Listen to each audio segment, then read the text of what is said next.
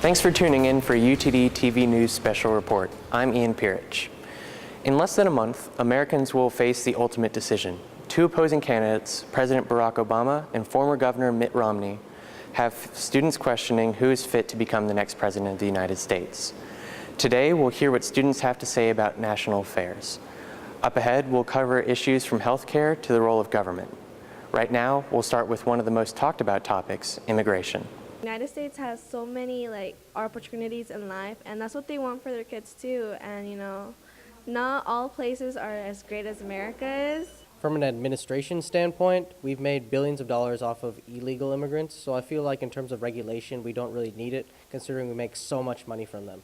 Regarding my own people, I feel like there should be greater regulation. We should have less of us here. I believe the current administration needs to handle it based on the statistics and the facts that we get on illegal versus legal immigrants. Now, obviously, we do have illegal immigrants, but there's no doubt that they are contributing to our economy somehow.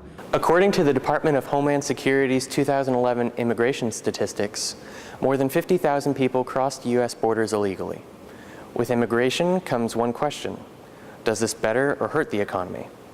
So we asked students where they stand on this issue, as well as job creation. Right now, I believe that since the economy is in a really bad place right now, it's really hard for new students to go out and actually go into the real world with their degree and actually make money. And that's what they really need to do right now. I think it would help if we further subsidize education. Well, in my opinion, defense spending definitely needs to be cut in the U.S. budget. If you look at a graph of all of the world's economies and how much they spend on defense spending, the United States outspends essentially the entire rest of the world combined. In 2010, President Obama signed into law the Patient Protection and Affordable Care Act. We've been told this provides a new way for Americans to stay insured. Some believe this law gives the government too much power.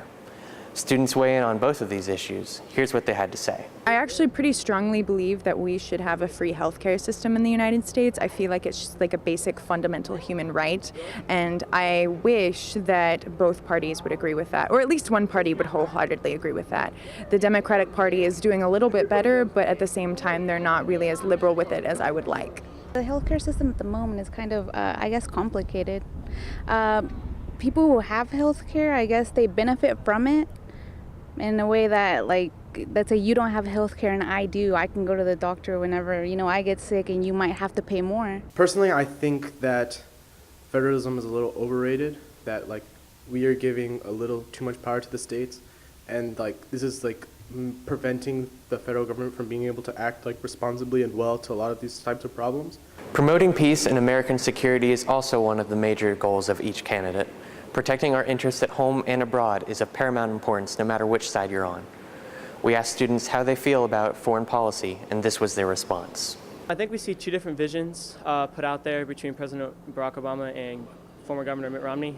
President Obama has been very conciliatory towards foreign nations, which after the foreign policy debacle of George Bush, I feel like was necessary maybe in the beginning to get American standing back up in the world. As far as the current foreign policy, there's a lot of threats of nuclear issues with Iran and whatnot that need to be addressed, and both both candidates are trying to do their best to address that issue. But with that said, you also have to increase security for our foreign diplomats. We've already had lives lost and whatnot. We can't have that happen again. If you want to have a voice in the direction the country goes, voting is imperative. So let your voice be heard. This is Ian Pirich. Thanks for watching this UTD TV special report.